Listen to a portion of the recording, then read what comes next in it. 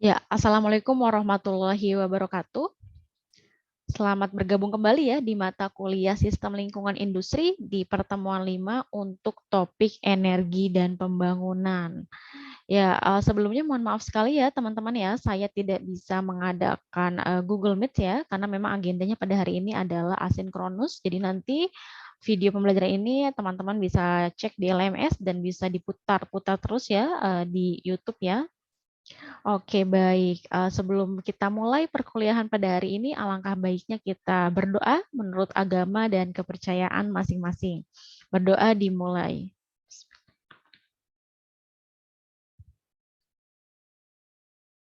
Ya, selesai. Baik, untuk materi pembelajaran hari ini adalah mengenai energi dan pembangunan.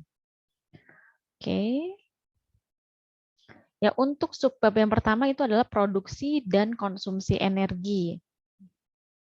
Nah, di sini teman-teman bisa lihat ya, ini merupakan data produksi dan konsumsi energi minyak, di mana di sini satuannya itu adalah juta BBL ya, atau juta barrel ya. Di sini dapat dilihat bahwa produksi dari energi minyak ini dari tahun 2009 sampai 2018 ya, yang berwarna oranye.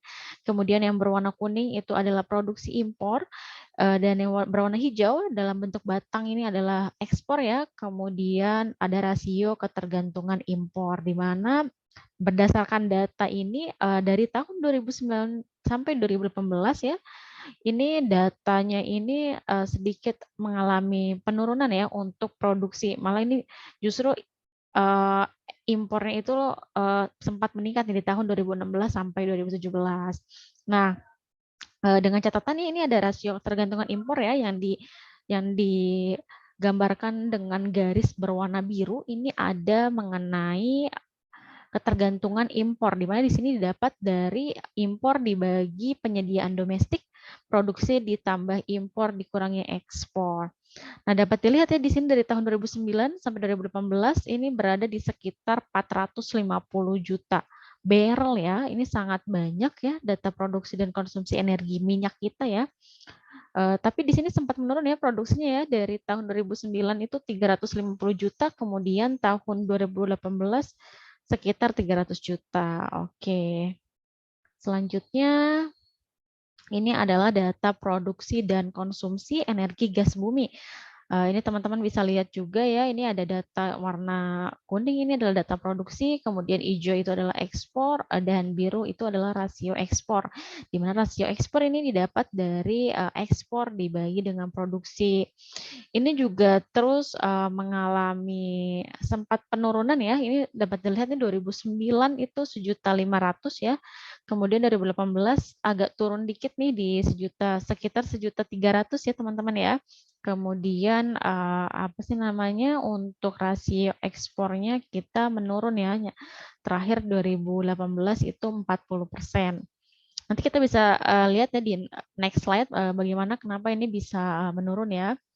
Oke, baik. Selanjutnya itu adalah data produksi dan konsumsi energi batu bara. Jadi teman-teman di sini bisa dilihat ya bahwa konsumsi energi batu bara dari tahun 2009 sampai tahun 2018 produksinya ini semakin meningkat nih teman-teman ya, semakin meningkat. Bisa kita lihat 2009 itu sekitar 300 juta ton ya, di bawah 300 juta ton, kemudian tahun 2018 langsung meningkat di sekitar 500 juta ton ya, jadi naik 200 juta nih dari tahun 2009 ke 2018, dan di sini domestik ini juga meningkat ya, produksi domestik ini meningkat, kemudian ekspor juga meningkat, dan ada rasio ekspor gitu. Nah, ini proyeksi kebutuhan energi dunia di masa depan nih teman-teman. Di sini bisa dilihat bahwa untuk saat ini tahun 2018 konsumsi batu bara, gas, minyak, EBT, dan listrik jika disatukan ini mencapai 101 MTO OE ya, atau million tons oil equivalent ya. Jadi di sini untuk saat ini tahun 2018 ya, ini tahun 2018 adalah segitu ya. Kemudian di sini dibuat nih skenario-skenarionya ya. Skenarionya di sini ada bau atau skenario jika tidak dilakukan perubahan. Nih bisa dilihat teman-teman bahwa ketika skenario ini tidak dilakukan perubahan di BAU ini, tahun 2050 itu bisa mencapai 500, hampir ke 600 million tons oil ya, hampir ke 500 million tons. Dan ini kita tuh perlu nih mengurangi kebutuhan energi dunia ya, karena memang energi yang tidak terbarukan itu lama-lama nanti akan habis ya, seperti yang saya jelaskan sebelumnya bahwa akan habis, jadi perlu adanya energi yang terbarukan. Maka ini adalah proyeksi bagaimana energi yang tidak terbarukan ini digunakan secara terus-menerus di masa depan. Kemudian ini ada PB nih teman-teman. PB itu adalah skenario pembangunan berkelanjutan. Jadi dapat dilihatnya di sini untuk tahun 2050 ini kita anggap 2050 saja ya. 2050 ini bisa mencapai 500 juta ton. Nah, 500 million tons oil ini tuh ini apabila kita menggunakan skenario pembangunan berkelanjutan. Jadi ini sudah ada sedikit perubahan nih, di mana menerapkan pembangunan berkelanjutan di industrinya. Kemudian ada RK nih yang lebih bagus lagi nih. Tadi dari BAU ke PB itu dia turun sekitar 100 ya, sekitar 100 juta ton. Kemudian kita ke RK nih. RK ini adalah skenario rendah karbon. Jadi nanti RK ini dapat dikurangi ya. Jadi kayak proses improvement untuk mengurangi gas karbon ya, jadi skenario rendah karbon. Jadi di mana di sini dapat dilihat bahwa ketika menerapkan rendah karbon, maka MTOE-nya ini bisa rendah nih, mencapai sekitar di sini 450 ya. Jadi dari 600 ke 450 itu cukup banyak ya, kita sudah bisa mengurangi 150 million tons oil jika menerapkan skenario rendah karbon. Oke, lanjut ya. Terus ini adalah proyeksi kebutuhan energi dunia di masa depan. Jadi ini contoh yang tadi ya kita buat skenario lagi nih, ada skenario jika tidak dilakukan perubahan atau BAU, dan PB itu skenario pembangunan berkelanjutan, kemudian RK itu adalah skenario rendah karbon. Nah, teman-teman di sini bisa lihat ya bahwa tahun 2018 ini hanya mencapai 100 ya, 100 MTOE. Kemudian untuk BAU itu skenario juga tidak dilakukan perbaikan, ini bisa mencapai 500 million ton ya, 500 million ton. Terus kemudian untuk PB ini sekitar 400-an, kemudian untuk RK itu 400 juta ton ya, juta ton oil equivalent. Jadi perlu ya adanya skenario rendah karbon ya untuk mengurangi energi kebutuhan energi di masa depan agar tidak cepat habis ya. Oke. Nah, ini merupakan data produksi dan konsumsi energi terhadap lingkungan nih teman-teman. Jadi ini adalah target untuk penurunan CO2 per sektor. Misalnya nih contoh nih untuk sektor energi. Sektor energi tingkat emisi GRK-nya itu apa nih? GRK itu gas rumah kaca ya, yang kemarin kita sudah dijelaskan ya. GRK-nya berapa nih? 453,2 million ton CO2 ekivalen. Terus kalau misalnya tingkat emisi GRK 2030 nih, misalnya kita mengadakan tingkat emisi GRK 2030 nih. Kalau misalnya BAU ya, BAU itu 1669, kemudian CM1 1355, CM2 1271. CM itu apa sih? CM itu adalah countermeasure ya, teman-teman ya. Kalau CM1 itu berarti kondisi tanpa persyaratan mitigasi unkondisional. Kemudian jika CM2 itu countermeasure 2 atau kondisi dengan persyaratan mitigasi unkondisional. Jadi kalau MK1 itu tanpa persyaratan nih teman-teman, tanpa persyaratan mitigasi, sedangkan yang measure 2 itu dengan kondisi persyaratan mitigasi. Kemudian dihitung juga nih penurunan emisi GRK-nya untuk million ton CO2 dan persen total of bau ya. Di sini teman-teman bisa baca ya di sini ya bahwa rata-rata pertumbuhan bau per tahun itu bisa 6,7% untuk energi, dan untuk rata-rata pertumbuhan dari tahun 2000 sampai 2012 itu adalah 4,50%. Jadi memang seperti yang saya jelaskan ya bahwa memang isu lingkungan ini sangat menjadi concern ya untuk berbagai industri ya, agar segala industri ini bisa membuat improvement untuk mengurangi energi-energi yang memang tidak bisa terbarukan ya. Oke.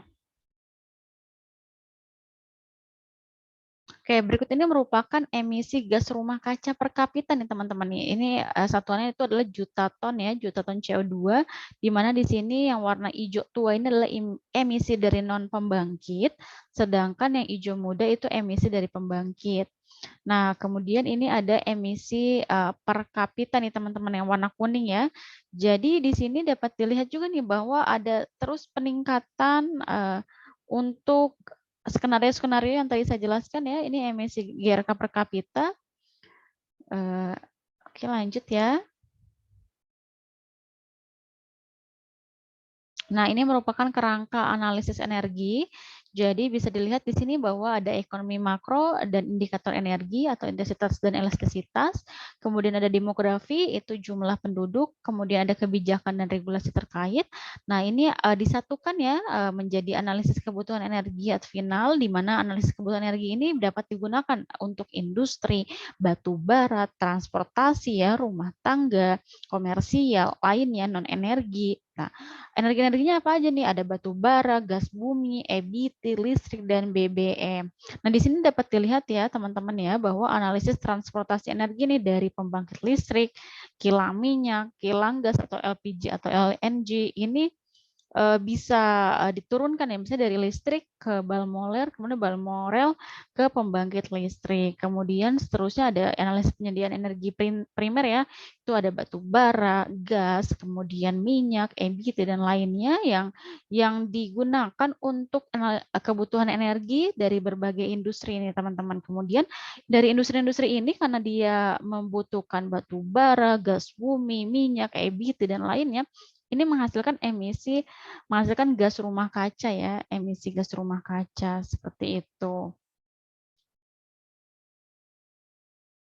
Dan selanjutnya ini adalah tadi kita ngomongin masalah energi yang tidak terbarukan. Nah, sekarang kita muncul nih ada penjelasan mengenai energi terbarukan, sumber energi terbarukan.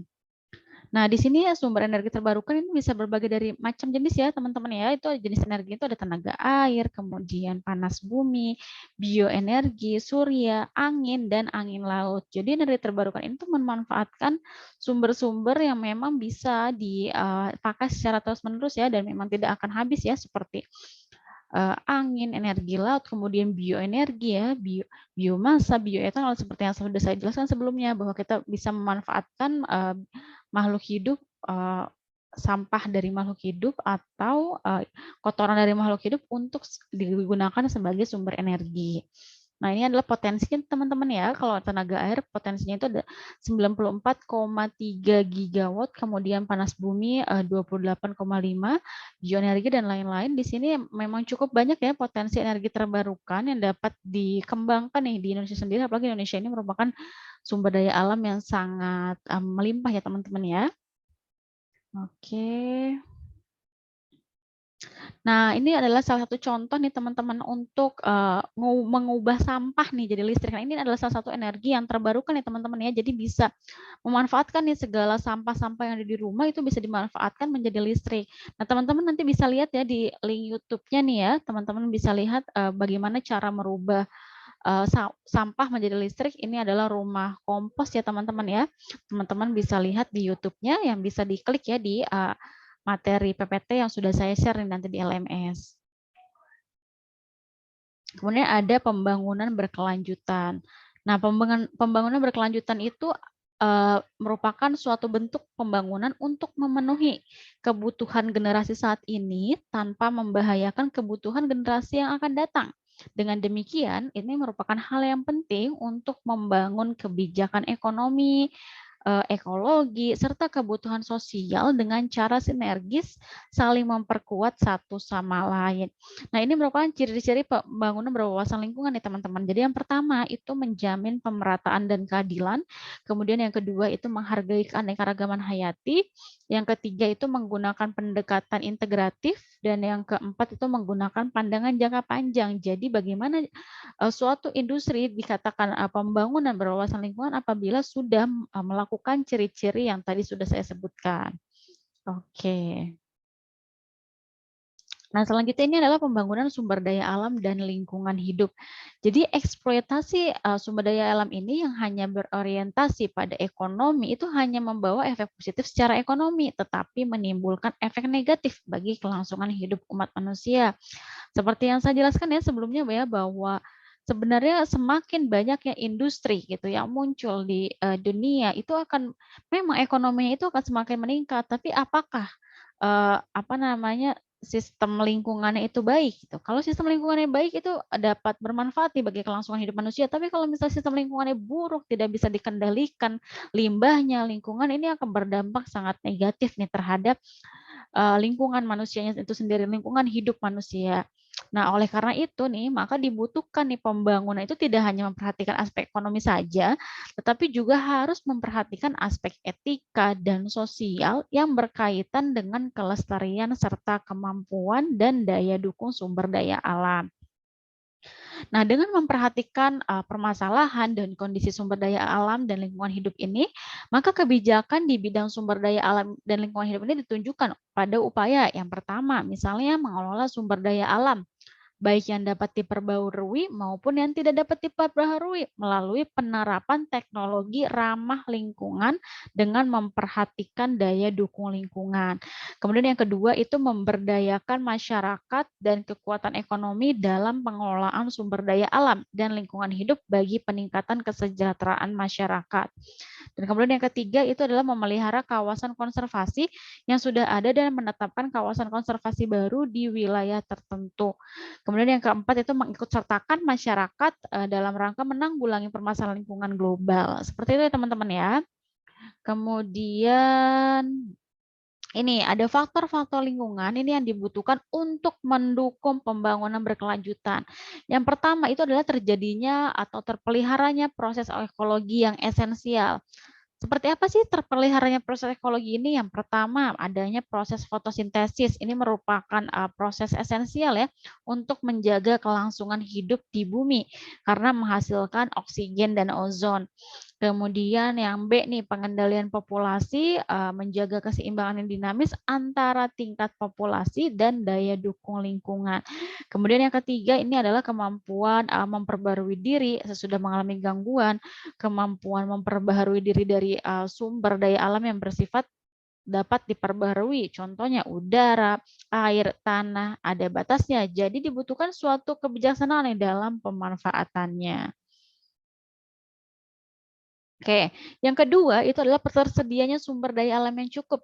Jadi pembangunan ini pada dasarnya itu adalah usaha untuk dapat meningkatkan manfaat yang didapat dari sumber daya. Kenaikan asas manfaat ini dapat dilakukan dengan yang pertama menggunakan sumber daya alam lebih banyak tetapi secara bijaksana ya. Kemudian yang kedua itu adalah meningkatkan efisiensi penggunaan sumber daya alam tanpa meningkatkan jumlah sumber daya alam yang digunakan. Itu. Jadi misalnya daur ulang ya seperti yang kemarin saya jelaskan ya bahwa sistem tipe industri tipe 3 itu ada pemanfaatan dari industri satu dengan industri lain. Ini merupakan tersedianya sumber daya yang cukup ya, bisa didaur ulang. Kemudian yang ketiga ini adalah lingkungan sosial, budaya, dan ekonomi yang sesuai. Jadi karena pembangunan yang dilakukan oleh dan untuk manusia yang hidup di dalam kondisi sosial, budaya, dan ekonomi tertentu, maka lingkungan tersebut sangat penting nih bagi kesinambungan pembangunan yang berkelanjutan.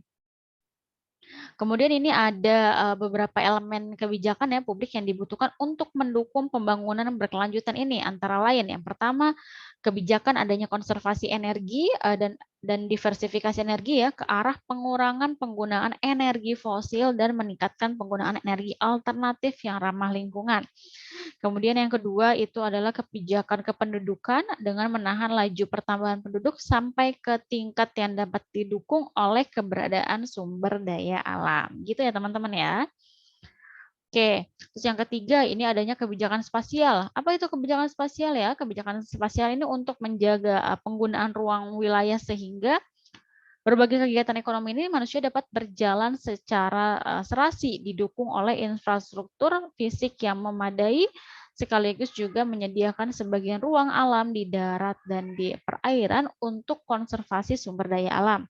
Kemudian yang keempat ini adalah mengenai kebijakan untuk menanamkan budaya gaya hidup sehat, bersih, hemat ya, sehingga kualitas hidup manusia dapat terjamin dengan menghindarkan pemborosan energi dan material.